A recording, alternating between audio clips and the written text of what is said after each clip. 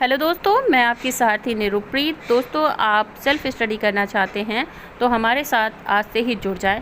दोस्तों, अगर आपका सपना एक शिक्षक बनने का है तो आप ऑल टाइप टीचिंग एग्जामिनेशन के लिए हमें फॉलो कर सकते हैं। दोस्तों, हम यहाँ पर CTET, UPTET, super TET, TGT, PGT, PRT और आपका डीएसएसपी और इसके अलावा अन्य टीचिंग एग्ज़ाम के लिए हम यहाँ पे हिंदी, एसएसटी और अपना जो इंग्लिश एंड लैंग्वेज है, जो आपकी संस्कृत, उन सभी को पढ़ते हैं। तो इसके लिए आप हमें फॉलो करें। एक परफेक्ट प्लानिंग के साथ हम यहाँ पे टीचिंग की तैयारी कर रहे हैं। हर दिन कुछ नया सीख और सिखा रहे हैं, तो हमसे ज़रूर जुड़िए और हर दिन आपको एक नई क्लास आसानी से मिलेगी यहाँ पे। और दोस्तों, अगर आप सफ़र में रहना चाहते हैं तो आप शॉर्ट एंड सरल के साथ जा सकते हैं, पर आप अगर एक सरल तरीके से और सटीक तरीके से पढ़ना चाहते हैं, सफलता को प्राप्त करना चाहते हैं, तो हमें ज्वाइन ज़रूर करिएगा। एक बार इस वीडियो को अंत तक ज़रूर देखिएगा और वीडियो अच्छा लगे तो शेयर ज़रूर करिएगा। तो चलिए दोस्तों, आज की क्लास स्टार्ट करते हैं।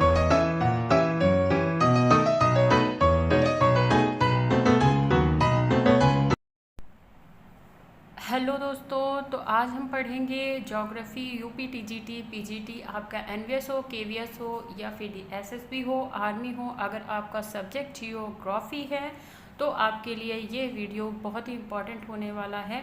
इसमें हम इस पूरी बुक के जो प्रीवियस ईयर के क्वेश्चन हैं, उनके जो मोस्ट इम्पॉर्टेंट पॉइंट्स हैं, उनको कवर कर रहे हैं। बाकी अगर आप चाहते हो कि मैं इसको आपके सामने सॉल्व करूं और कैसे इजीली इसको मात्र और मात्र 10 से 12 दिन में ये पूरी बुक हम ओवर कर सकते हैं, वो भी अगर आप चाहते हो तो कमेंट सेक्शन में कमेंट करिएगा कि किस तरीके से हम इतनी मोटी बुक को 10 से 12 दिन में कैसे कैसे हम पढ़ें कि 10 से 12 दिन में हम इसे पूरा का पूरा पढ़ लें।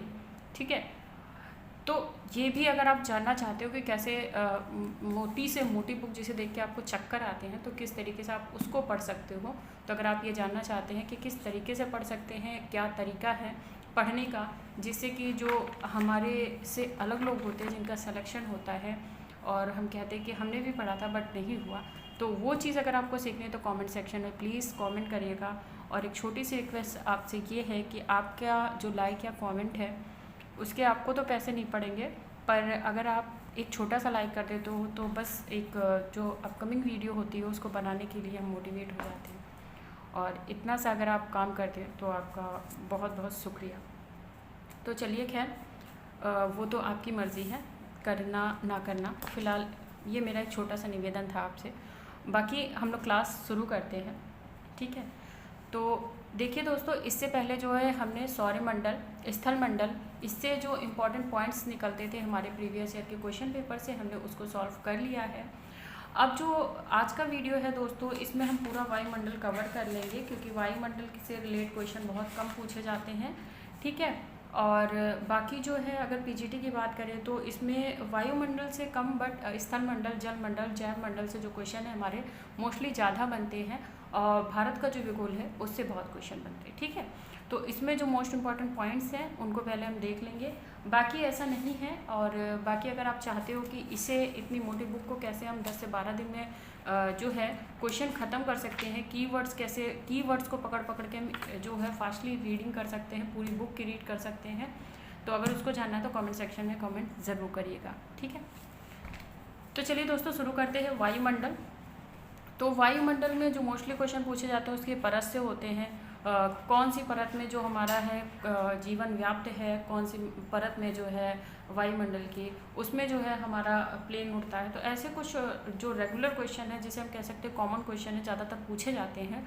बाकी जो वायुमंडल में जो पवनें चलती हैं वो कैसी है, वायुमंडल की परतों का जो क्रम होता है, ज़्यादातर सीक्वेंस पूछी जाती है। कभी कभी मिलान भी पूछ लिया जाता है कि परिवर्तन मंडल को जो अन्य नाम है उसका क्या है, या समताप मंडल का क्या है, मध्य मंडल का क्या है, या तापमान मंडल का क्या है। तो ऐसे भी क्वेश्चन जो होते हैं हमारे बेसिकली जो है बेसिक क्वेश्चन जो है बनते रहते हैं इस कॉन्सेप्ट से।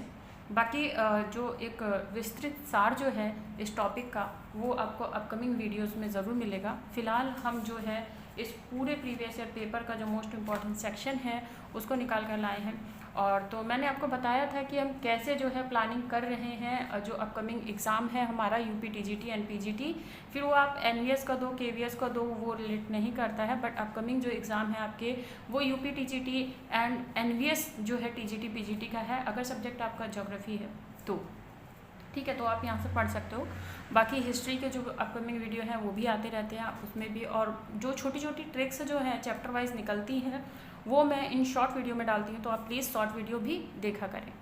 ठीक है, तो चलिए दोस्तों, यहाँ पे पहला जो है पॉइंट वो ये है, वायुमंडल में पाए जाने वाले धूल के कणों को आर्द्रग्रही कण कहते हैं। यानी आपसे जो क्वेश्चन पूछा जाता है कि आर्द्रग्रही कण जो होते हैं उसे किसे कहा जाता है, तो आप कह सकते हो कि वायुमंडल में पाए जाने वाले धूल के कण। तो ये कीवर्ड्स है हमारा, धूल का कण और आर्द्रग्रही जो है ये हमारा कीवर्ड्स है। और चूंकि क्या कहते हैं, जल को अवशोषण की अगर बात करें तो अच्छा जो संघनन केंद्र है वो भी है, और हवा ठंडी होने का जो संघनन प्रक्रिया है वो भी इसी में होती है। नेक्स्ट पे आ जाते हैं कि पश्चिमी यूरोप प्रदेश में जो आपका है मुख्यतः चलती है जो पवनें वो कौन सी होती है, तो मुख्यतः चलने वाली जो पवनें हैं हमारी वो है पछुआ पवन या पछुआ हवा कह सकते हैं, जो कि कितने अक्षांश पर चलती है, 40 से 65 अक्षांश पर चलती है। और इनकी जो दिशा है अगर बात करें तो दक्षिण पश्चिम उत्तर से पूरब की ओर चलती है, बहने वाली हवाएं हैं। तो जब हवाओं के बारे में जब कभी भी आपसे प्रश्न जो बनता है वो उनकी दिशाओं को लेकर बनता है, वो कितने अक्षांश पर कितने अक्षांश से बहती हैं, और इन्हीं अक्षांशों पर जो बसने वाले देश हैं तो किन किन देशों में ये हवाएं चलती हैं। ठीक है, तो ये क्वेश्चन जो है बनते हैं। अब आ जाते हैं अगले क्वेश्चन पे, मतलब अगला जो पॉइंट है हमारा कि समुद्र तल पर जो वायुमंडलीय दबाव है वो कितना पड़ता है, तो वो पड़ता है आपका 1013.25 मिलीबार जो है आपका समुद्र तल पर वायुमंडल का जो दाब है वो पड़ता है। अब कैप्सियन सागर जो है, अब एक चीज़ है जो जीके की ज्योग्राफी से मैच करती है, या कह सकते हैं जो कंटेंट है वो सेम होता है। अगर आप कभी भी कोई भी एग्ज़ाम दोगे जिसमें आपका जीके यानी जनरल अवेयरनेस पूछा जाता है, उसमें आपके जो पृथ्वी के अंतर्जातीय बल और बहिर्बल से जो भी आपके क्वेश्चन आते हैं, जिन चीज़ों का निर्माण होता है, पर्वत है, सैले हैं, या जैसे यहाँ पे आपकी जो सैले हो गई, ठीक है, भूकंप हो गया, ठीक ये, और यहाँ पे आपकी पर्वत हो गई, नदियाँ हो गई, ठीक है, घाटियाँ हो गई, खाड़ियाँ हो गई, तो ये सब जो बनते हैं इनसे जो कौन सा सबसे बड़ा है, कौन सा बड़ा सागर है, खारा सागर है, तो ये जीके का भी है, और यही पोर्शन आपको ज्योग्राफी में भी मिलेगा आपको, और यही आपका ईवीएस में भी मिलेगा। ठीक है, तो अगर आप एक टीचर बनना चाहते हो तो आपको सबसे ज़्यादा ज़रूरी है ये समझना कि आपका जो आप पढ़ रहे हो कैसे आपका हर एक जगह काम आएगा। ठीक है, तो अगले पॉइंट पे आते हैं कि कैरेबियन सागर व झील जो है यूरोप में और कुछ एशिया में विस्तार जो है इसका कितना है, वो है 3,71,800 किलोमीटर।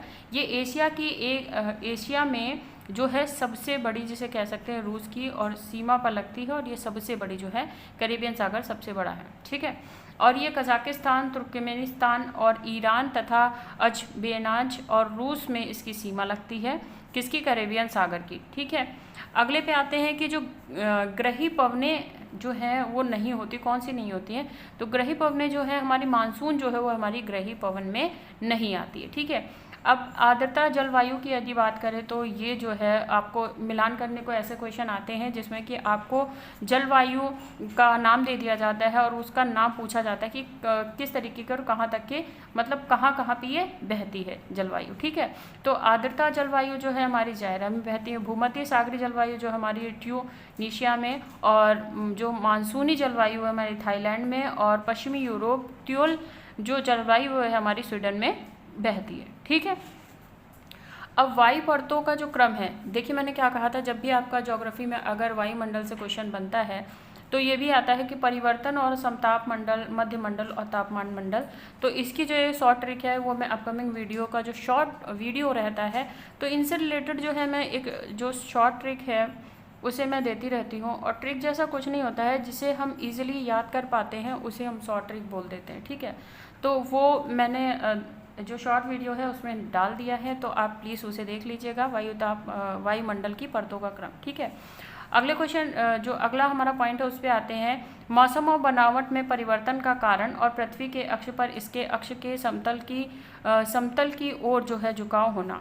ठीक है, तो ये पूछा जाता है कि मौसम या बनावट के परिवर्तन जब होता है तो पृथ्वी का झुकाव जो है किस तरीके से होता है और कहाँ की ओर होता है। एक क्वेश्चन और है कि किस वर्ष में अधिक जो है प्लाटो ग्रह जो है वो 248 बार बराबर जो है एक वर्ष के होता है। तो प्लेटो जो है वो 248 वर्ष बराबर एक ईयर होता है एक साल में। और 12 वर्ष जो है बृहस्पति को लगते हैं, एक साल उसका माना जाता है। और पृथ्वी पर जब 365 दिन होते हैं तो उसे एक साल माना जाता है। तो हर एक ग्रह पे जो है एक साल जो है की जो लंबाई होती है, किस वर्ष की लंबाई किस ग्रह के अनुसार जो होती है डिपेंड करती है। जैसे हमारे पृथ्वी पे है तो 365 दिन का बनता है, लीप ईयर जो बनता है 366 का बनता है। ठीक है, तो लीप ईयर जो है हमारा वो क्या है, लीप वर्ष जिसे हम कह सकते हैं वो हमारा 366 का बनता है। ठीक है, क्योंकि जो सभी को पता है 24 घंटे और 48 और 46 करके कुछ हमारा है जो ये है पृथ्वी का घूर्णन जो है, घूमती जो है, परिक्रमा जो करती है, परिक्रमण, ठीक है, परिक्रमा जो करती है पृथ्वी तो इतने टाइम में करती है। तो इसी से जो हमारा लीप ईयर निकलता है। ठीक है, जो हर बार जो एक एक मिनट जो है जुड़ता रहता है उससे। ठीक है, 4 मिनट का डिस्टेंस जो है पड़ता है, यही 4 मिनट जब जुड़ते चले जाते हैं तो एक लीप ईयर 4 वर्ष में पूरा जाता है और एक दिन बना लेता है ये। ठीक है, अब है कि नेक्स्ट में आ जाते हैं कि अवक्षेपण जो है का रूप नहीं है। तो जो कुहास का पड़ना है, कोहरा जो होता है, कुहास जो पड़ता है उसे जो है अवक्षेपण का रूप नहीं है। अगर बात करें तो वर्षा जो है, हिमपात है, ओलावृष्टि जो है, ये सभी हमारे किसके हैं, अवक्षेपण जो है इसके जो है उदाहरण है। आगे आते हैं पृथ्वी का सर्वाधिक गर्म स्थान की यदि बात करें तो उष्णकटिबंधीय मरुस्थल जो है जहाँ पे सहारा है। तो आपको बहुत अच्छे से पता है कि सहारा मरुस्थल जो है बहुत ही गर्म प्रदेश है और यहाँ पे बहुत ज़्यादा जो है जो सूरज की रोशनी पड़ती है जिस वजह से यहाँ पे बहुत ही गर्मी होती है। तो उष्णकटिबंधीय मरुस्थल जो है वो मरुस्थल जो है लीबिया में या फिर अर्जीलिया नामक स्थान पर विश्व का सबसे सर्वाधिक जो है, इसमें जो तापमान की यदि बात करें दोस्तों तो वो होता है 49%, 59% जो है आपका यहाँ पे तापमान पाया जाता है। अब बात करें कि पार्थिव विकिरण जो वायुमंडल में कितना प्रतिशत होता है, वो 80% होता है। तो इसमें कीवर्ड्स हमारा है पार्थिव विकिरण, वायुमंडल और कितना प्रतिशत, 80%। अब यहाँ पे देशांतर का एक क्वेश्चन पूछा गया है जो कि मैं जलवायु से रिलेट करता था। तो रेखाओं का जो क्वेश्चन है यहाँ पे जुड़ गया है, क्योंकि मैंने कहा है कि पूरी जो ज्योग्राफी है या कोई भी ज्योग्राफी हो, हिस्ट्री हो या पॉलिटी हो, तो हिस्ट्री और पॉलिटी में जो हमारी पुरानी घटनाएं होती हैं उनके आधार पर जो कार्य प्रक्रिया होती है वो निर्धारित होती है। परंतु यहाँ पर हमारे चक्रीकरण यानी जो घूर्णन और परिक्रमण गति होती है उसके अनुसार जो है रेखाएं जो हैं वो बदलती हैं, उसके अनुसार मौसम होता है, उसके अनुसार जो है प्रक्रियाएं होती है पृथ्वी पर, और वो सारी जो प्रक्रियाएं हैं वो उनको अलग अलग तरीके से किस तरीके से विभाजित किया गया है उन सबको जो है हम ज्योग्राफी में पढ़ते हैं। ठीक है, अब क्या है, कर्क रेखा के स्थान पर जो विषुवत रेखा होती है तो यहाँ की जलवायु पर क्या प्रभाव पड़ेगा।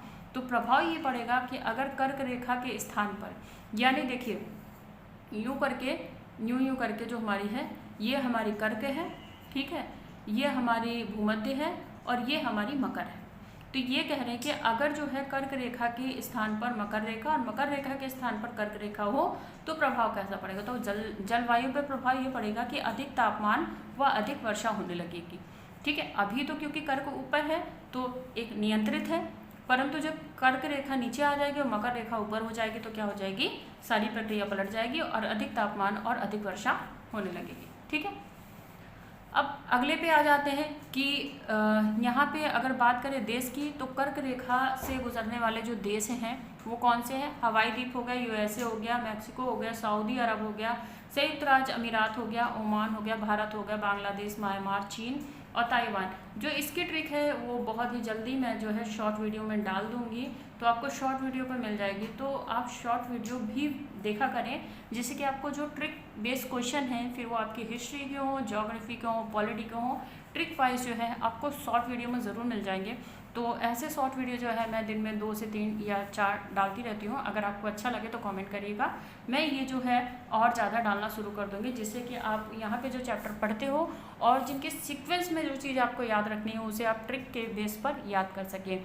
तो मैं हर बार कहती हूँ कि हम यहाँ पे सहजता से सटीक पढ़ेंगे सारा और ट्रिकी नहीं पढ़ेंगे, ठीक है। तो जहाँ पे हर एक चीज़ की अति होती है, हर चीज़ पे हम एक ही जो है फार्मूला लागू नहीं कर सकते, ठीक है। हर जगह हर एक पूरा चैप्टर तो हम ट्रिक में नहीं याद कर सकते। तो कुछ जो चीज़ें हैं जो हमें सीक्वेंस वाइज याद करनी है, जिसका एक सीक्वेंस होना चाहिए, उसे हम ट्रिक से याद करेंगे। कुछ टफ हैं उन्हें हम इजी ट्रिक जो है, जिसे हम कहते हैं सहजता से सरलता से समझने का प्रयास करेंगे, उसे ही हम ट्रिक में कन्वर्ट करके आपको शॉर्ट वीडियो में देंगे। तो आप शॉर्ट वीडियो के साथ भी बने रहें और जो लॉन्ग वीडियोज़ हैं उन पर भी, ठीक है। अब अगले पे आते हैं कि वायु का जो दाब होता है वो एकाएक कम हो जाना, ठीक है। तो किसका सूचक होता है? जब वायु का दाब जो है एकाएक सूचक जो एकदम कम हो जाता है, एकदम शांत हो जाता है, तो उसके बाद एकदम से बढ़ता है, ठीक है। सपोज जैसे एक उदाहरण लेते हैं, घरेलू उदाहरण हमारा, कि ये हमारे कुकर है, ठीक है। इसकी सीटी है, जब तक इसमें गैस भरेगी तो एकदम माहौल जो होता है एकदम शांत सा रहता है, ठीक है। तो जो वायु दाब होता है धीरे धीरे यहाँ से जो नीचे जो भी आपने चीज़ पानी रखा हुआ है या जो भी रखा हुआ है उसमें, तो ये भाप बनाना शुरू करती है, ठीक है।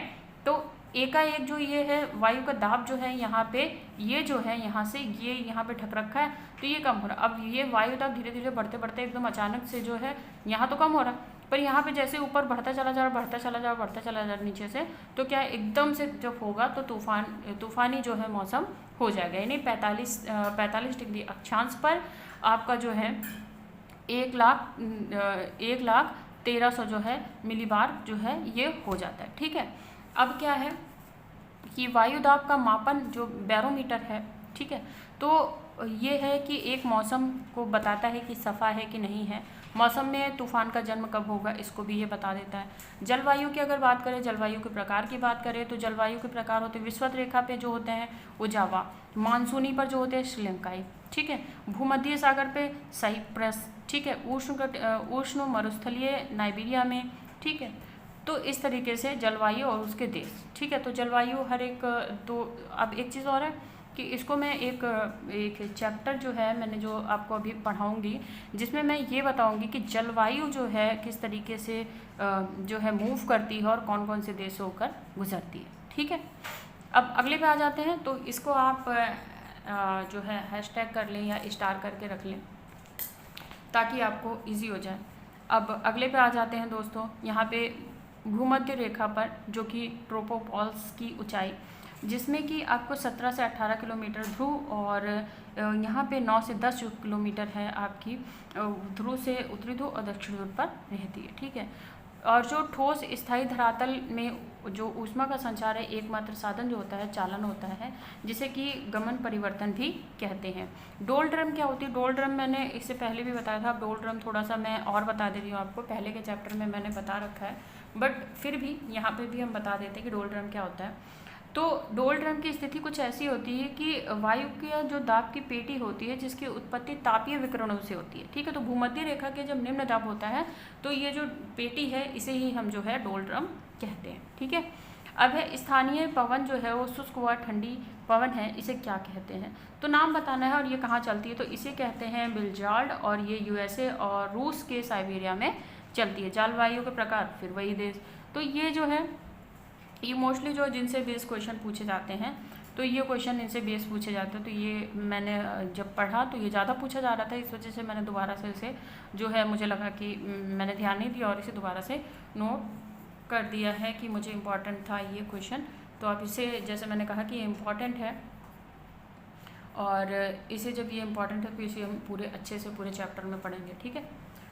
अब अगले पे आ जाते हैं, वायु दाब का एक काम होना, एक एक करके जो कम होता है, तो क्या है? अत्यधिक ठंडा मौसम हो जाता है, ठीक है। और ऊपरी झोंक मंडल में जब तीव्रगामी पवनों की सरकरी पट्टी को जेट स्ट्रीम बोलते हैं, तो उसे क्या बोलते हैं? जो सरकरी पट्टी होती है ऊपरी झोंक मंडल में उसे जेट स्ट्रीम बोलते हैं, ठीक है। तो ये जो होती है 7.5 से होती है और 14 किलोमीटर ऊंची जो है पश्चिम से पूरब की ओर बहने वाली जो पवनें हैं, और दोनों ही गोलार्धों पर नॉर्थ एंड साउथ पर जो है शक्तिशाली वायु तीव्रता जब है 36 किलोमीटर प्रवाह से नीचे होती है, और जब 480 किलोमीटर से ऊपर होती है तो प्रति घंटे की जो होती है वो एक बार नीचे आती है और एक बार ऊपर जाती है। तो अगर बात करें कि व्यापारिक पवनों की पेटियों की बात करें तो ये ग्रीष्म ऋतु में ध्रुवों की ओर से जो है खिसक कर आती है, जिसके कारण यह प्रदेश वाणिज्य हवाओं के प्रभाव में आ जाता है। ये शुष्क पवनें होती हैं तथा इनके जो प्रभाव होते हैं वर्षा में नहीं आते हैं। इसी कारण से प्रदेश में शीतकाल जो है आर्द्रता और ग्रीष्मकाल का शुष्क मौसम बना रहता है। अब बात करें कि जो उष्णकटिबंधीय वन पाए जाते हैं तो कहाँ उसमें मतलब किस तरीके की जो वनस्पति है या जीव जंतु पाए जाते हैं। तो जीव जंतु और पेड़ पौधे जो है सर्वाधिक अगर किसी मात्रा में पाए जाएंगे तो वो कहाँ पाए जाएंगे, उष्णकटिबंधीय में। देखिए तो ये है हमारी पृथ्वी, ठीक है। अब ये भूमध्य रेखा है और ये जो लगता है हमारा उष्णकटिबंधीय लगता है, और यहाँ पे जो है जो सूर्य की रोशनी है, ये जो यहाँ पे एक मौसम जो है बहुत अच्छा रहता है, ना ज़्यादा गर्म रहती है ना ठंड रहती है, तो हर तरीके का मौसम रहता है। तो जीव जो है एक मीडियम जो है बीच में ही रह पाएगा। तो इसलिए जो उष्णकटिबंधीय में सभी तरीके के जो सर्वाधिक जीव जंतु हैं या फिर जो हमारे वनस्पतियां हैं वो सारी हमारी उष्णकटिबंधीय वनों में पाई जाती हैं। तो बायोम विस्तार की यदि बात करें तो 10 डिग्री नॉर्थ और 10 डिग्री जो है साउथ में आपका जो अक्षांशों के मध्य जो है वो आपका जो है बायोम विस्तार पाया जाता है। अब जो भारत का महानगरों की यदि बात करें तो वार्षिक तापमान जो है सबसे ज़्यादा जो पाया जाता है वो दिल्ली में पाया जाता है, ठीक है। शीतोष्ण कटिबंधीय चक्रवात जो है इसे वक्रत कहते हैं। और एल्बिडो किसी भी तरह के एक सूर्य ताप की मात्रा है जिससे कि हम परिवर्तित हो जाने वाली मात्रा को जो है कहते हैं, और बर्फ़ की तरह इसे जो आपका एलिब्रेट सबसे अधिक होता है, ठीक है। अब है अग्नि जो आपका एनीमोमीटर है, उसका प्रयोग जो है वायु की जो है गति मापने के लिए किया जाता है या दिशा के लिए किया जाता है, तो इसे बैरोमीटर कहते हैं, ठीक है। अब बात करते हैं ये जो एक मापक इकाई है उसे कहते हैं, ठीक है। और जो वॉकर है दक्षिण दोलन, जिसे वॉकर कहें या दक्षिण दोलन कहें, तो प्रशांत महासागरीय वायुदाब से हिंद महासागरीय वायुदाब की ओर मध्य घनिष्ठ जो है उसका संबंध होता है। और यूएसए और कनाडा के रॉकी पर्वत में जो पूर्वी ढाल के साथ चलने वाली शुष्क स्थानीय पवन है। तो मैंने क्या कहा, पवन जो और हवाएं, देखिए आपको अगर ज्योग्राफी के जो वायुमंडल में है उसमें पढ़ना है, एक तो आपको जलवायु पढ़नी है, पवन पढ़नी है जिसे हम हवाएं भी कहते हैं, ठीक है। ये जो पढ़नी है वायुमंडल, ठीक है। वायुमंडल का जो निर्माण है वो कैसे हुआ, ठीक है, परतें, उनकी प्रक्रिया, ठीक है। और ठीक है, तो इसमें जब जलवायु पढ़ेंगे तो कौन कौन से देश से जाती हैं, कौन सी वनस्पतियाँ होती हैं, पवनों में भी यही पढ़ेंगे, ठीक है। तो ये मोस्ट इंपॉर्टेंट 3 जो टॉपिक है उन्हें विस्तार से हम पढ़ेंगे ताकि आप अच्छे से समझ पाएँ, ठीक है। तो आगे आ जाते हैं, हम कहाँ पे आ गए थे, हम वॉकर हमने पार कर लिया था, यूएसए जो था हमारा वो पूरा हो गया। उत्तरी अमेरिका और कैलिफोर्निया जो है वो दक्षिणी अमेरिका के मध्य, चिली पश्चिमी ऑस्ट्रेलिया के दक्षिण पश्चिमी तटीय क्षेत्रों पर चलने वाली जो हवा है यह जलवायु तो कौन सी है। जलवायु पूछा गया तो भूमध्य सागर में पाई जाती है। तो मैंने क्या कहा कि जो ज़्यादातर आपके यूपी टीजीटी में क्वेश्चन पूछे जाते हैं फिर वो डिपेंड नहीं करता आपका एनवीएस में पूछा गया, केवीएस में पूछा गया या कहाँ पे पूछा गया, ठीक है। वायु की ओजोन परतों को क्या कहते हैं, तो पराबैंगनी किरणों से बचाने की होती है, ठीक है। अब यहाँ पे देखिए आपको दिख रहा होगा, नहीं दिख रहा तो प्लीज़ बता दें अगले वीडियो में, तो मैं ध्यान रखूँगी, ठीक है। निम्न वायुदाब केंद्र जो है चक्रवात कहलाता है। तो निम्न वायुदाब क्या कहलाता है, अब सीधे से यहाँ पे जो कीवर्ड्स में पढ़ा करें तो मेन पॉइंट पढ़ा करें, वायुदाब केंद्र चक्रवात, ठीक है। वायुमंडल की सबसे निचली परत यानी वायुमंडल की निचली परत झोंकमंडल। वायुमंडल संरचना के सर्वाधिक गैसों का नाइट्रोजन होती है, सभी को पता है नाइट्रोजन, ठीक है। इसमें गैस की उपस्थिति के कारण जो है वायु, पवन की शक्ति, प्रकाश परावर्तन होता है और कोई भी गंधक जो है रंग नहीं होता है। ये आपका नियंत्रक का काम करती है, तो इसलिए जो नाइट्रोजन है वो भी बहुत अच्छा काम करती है। अगर कहीं आग लग गई है तो नाइट्रोजन से आप इजीली जो है बुझा सकते हैं। सहारा में प्रवाहित होने वाली जो शुष्क पवन है उसे सिलिकॉन कहते हैं।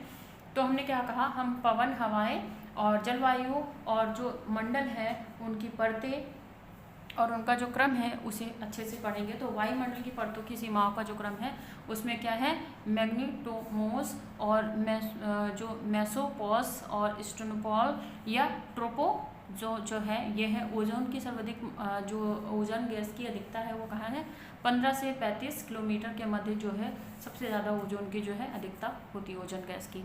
15 से 50 किलोमीटर जो है सूर्य की किरणों को अवशोषित कर लेती है और सूर्य पृथ्वी का जो औसत एल्बिडो है वो 35 है।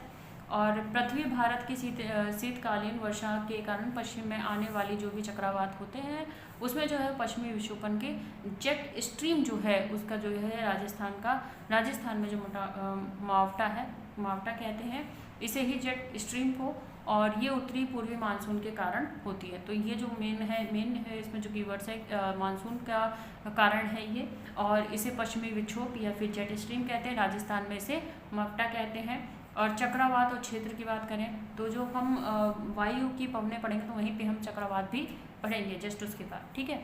तो टाइफून जो है ऑस्ट्रेलिया में, और जो आपका टर्नेडो है वो चीन में, और आपका जो ये है विली जो है ये संयुक्त राज्य अमेरिका में, हेरिकेन जो है वो कैरिबियन सागर में। विषुवत रेखा जलवायु की बात करें तो वर्ष भर जो है यहाँ पे वर्षा होती है विषुवत रेखा पे। उष्ण व शुष्क पवनें जो है हल्की व न्यूनतम दबाव वाली होती हैं, और अधिकतम ताप की अगर बात करें कर्क मकर रेखाओं में अधिकतम ताप पाया जाता है। कांगो और बेसिन के जो भूमध्य रेखाओं में स्थित है वो चिनुका और यूएसए रॉकी पर्वत में स्थानीय पवनें हैं इसकी। और मानसून जो है वो एक तरीके की हवाएं हैं। वायुमंडल परत का जो क्रम है झोंक मंडल, समताप मंडल, मध्य मंडल, आयन मंडल। तो ये क्वेश्चन जो है आपका अगर बात करें जीके की, ठीक है, या फिर बात करें जियोग्राफी की, आपकी यूपी टीजीटी हो, पीजीटी हो, या फिर आपकी एनवीएस, ठीक है, एनवीएस हो, या फिर आपकी केवीएस हो, तो सन 2022 में जो भी आ रहा है आपका, तो ये सारा का सारा जो है आपका ज़रूर पूछा जाएगा और ज़रूर आएगा क्वेश्चन। तो बस मैं अभी तो नहीं ज़्यादा कहती हूँ, और भगवान की कृपा रही तो जो मैं यहाँ पे आपको पढ़ा रही हूँ, जब आपका ये सारा क्वेश्चन आए और आप एग्ज़ाम में अच्छा करके आओ तो कमेंट सेक्शन में वापस आकर ज़रूर लिखिएगा कि आपने जो भी कंटेंट यहाँ पे हमें दिया था वो हमारे लिए यूज़फुल रहा, हमारे लिए उपयोगी रहा। बस आप इतना बता दोगे, ये मेरे लिए बहुत बहुत बड़ा उपकार होगा, तो इतना ज़रूर कर दीजिएगा, ठीक है। तो यहाँ पे हमने ये लिया है पैमाना किलोमीटर के अनुसार, और यहाँ पे लिए है जो है तापमान लिया है, ठीक है। तो 20-20 की डिस्टेंस में हमने पैमाने को लिया है। तो यहाँ पे देखिए, यहाँ पे जो है आपका समताप मंडल है, विषम मंडल है, और इस तरीके से हमने यहाँ पे तापमान मंडल को लिया हुआ है, मेसोपॉज जिसे कि हम मध्य मंडल, और फिर है स्ट्रोपॉज, और ये यहाँ समताप मंडल, ठीक है। तो ये झोंक मंडल, इस तरीके से हमने सारे मंडलों को ले रखा और यहाँ पे जो है तापमान ले रखा। तो वायुमंडल की परतों का जो एक बहुत ही अच्छा है, और इसे जो है हम आगे के जो चैप्टर में पूरा विस्तार से पढ़ेंगे। तो क्योंकि हम यहाँ पे टॉपिक वाइज सिर्फ प्रीवियस ईयर क्वेश्चन के जो मोस्ट इंपॉर्टेंट पॉइंट्स हैं उनको हम डिस्कस कर रहे हैं, देन डिटेल में भी हम पढ़ेंगे, ऐसा नहीं है कि डिटेल में भी नहीं पढ़ेंगे। तो बस 4 दिन और हैं जिसमें कि हम 4 से 5 दिन 5 या 6 टॉपिक बचे हैं, 5-6 दिन में हम इसे कवर कर देंगे अच्छे से। और फिर उसके बाद है हम जो फ्री नोट्स डिस्कशन है उसको करेंगे। तो ये जो है हम एक तरीके से दिशा देख रहे हैं अपने लक्ष्य तक पहुंचने की, कि क्या क्या मोस्ट इंपॉर्टेंट पॉइंट्स निकले हैं। देन जब हम नोट्स पढ़ेंगे, हैंड राइटिंग नोट्स को डिस्कस करेंगे आपके साथ, तो आप वहाँ पे समझिए आप उस रास्ते पे चल रहे होगे जिससे आगे चल के आप जो है अपने टारगेट को, टीचिंग टारगेट को है कंप्लीट कर पाएंगे। तो उत्साह के साथ पढ़ते रहिए, कभी भी बोर होकर मत पढ़िए, क्योंकि अगर आप बोर होकर पढ़ोगे तो ना आपको किसी का पढ़ाया समझ में आएगा, ना आपको बुक से समझ में आएगा। कभी भी किसी काम को करें तो इंटरेस्ट के साथ करें, तो यकीन मानिए आपकी सफलता आपके जो है कदम चूमेगी। परंतु कहते हैं ना कि मेहनत अपनी खरी होनी चाहिए, और पढ़ते ज़रूर रहिएगा, क्योंकि पढ़ेंगे नहीं तो आगे बढ़ेंगे नहीं। अगले पे आ जाते हैं एल नीमो, पेरू तट में गर्म हवाओं की बात करेंगे, और फिर आएंगे खासी पहाड़ियाँ जो कि पर्वत क्षेत्र में अधिकतम वर्षा प्राप्त होती है, ठीक है। फिर है संवाहिनी वर्षा जो कि अधिकांश प्रतिदिन भूमध्य रेखा क्षेत्र में होती है। तो कहाँ होती है? भूमध्य रेखा तंत्र में या क्षेत्र में होती है। ध्रुवीय वक्रता जो है सबसे पहले प्रश्न की, तो वी जर्कनिस थे, इन्होंने दिया था, और इसे तरंग या वेगस का सिद्धांत भी कहते हैं, वेगन का सिद्धांत भी कहते हैं। और मध्य पासी जो है वो मेघ है, मेघ का उदाहरण है, एक मध्य मेघ का उदाहरण है। और कोपन जलवायु का वर्गीकरण जो है वर्षा और तापमान से आधारित है, और ये 1918 में कोपन ने दिया था, जिससे कि 31 और 36 में पुनः दिया गया, जो कि सुधार करके दिया गया था।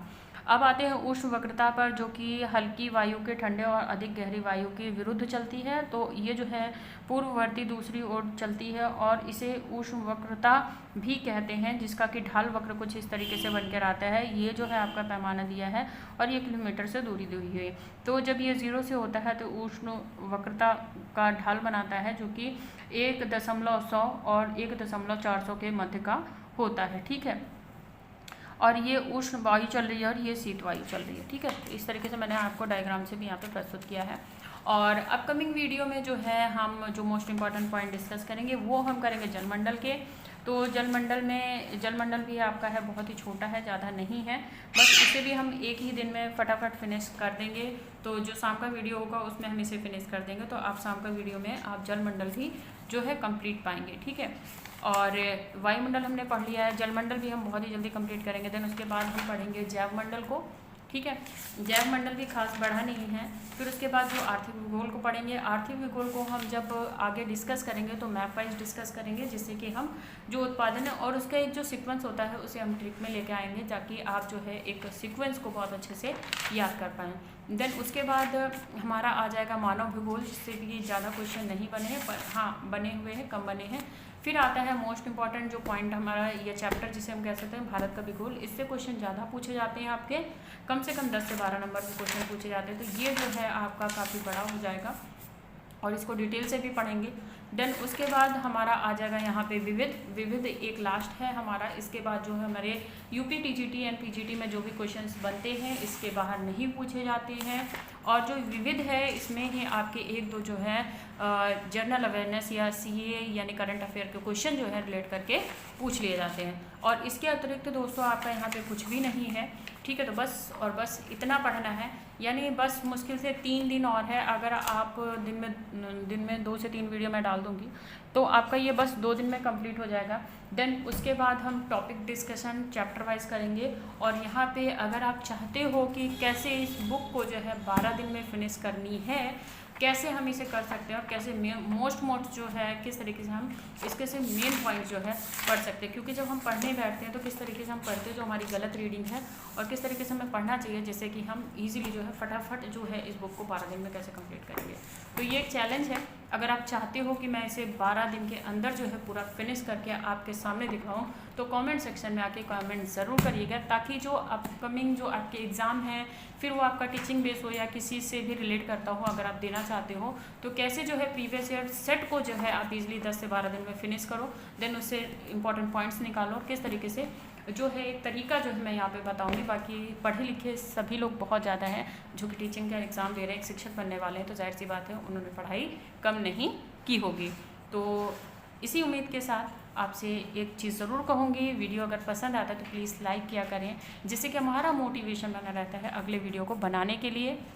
बाकी मेरा मानना ये है कि मेहनत मैं अपनी तरफ से करती रहूँगी, और पढ़ना आपको है तो वो मेहनत आपको करनी पड़ेगी। एक मेहनत मैं कर रही हूँ, दूसरी आप करें। बस एक छोटा सा लाइक करें, और अगर चैनल पे न्यू है, वीडियो पहला देख रहे हैं और अभी तक के आपने जो चैप्टर आपसे मिस हो गए हैं, यहाँ पे फ्री ऑफ कॉस्ट पूरा कोर्स हम डिस्कस करेंगे, मॉक टेस्ट भी करेंगे लास्ट में।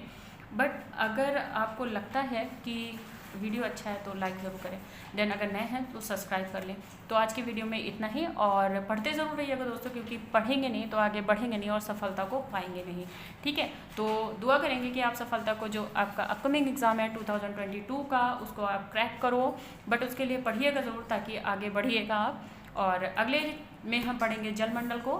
तो अभी के लिए इतना ही। Thanks for watching my video friend. Bye bye friend.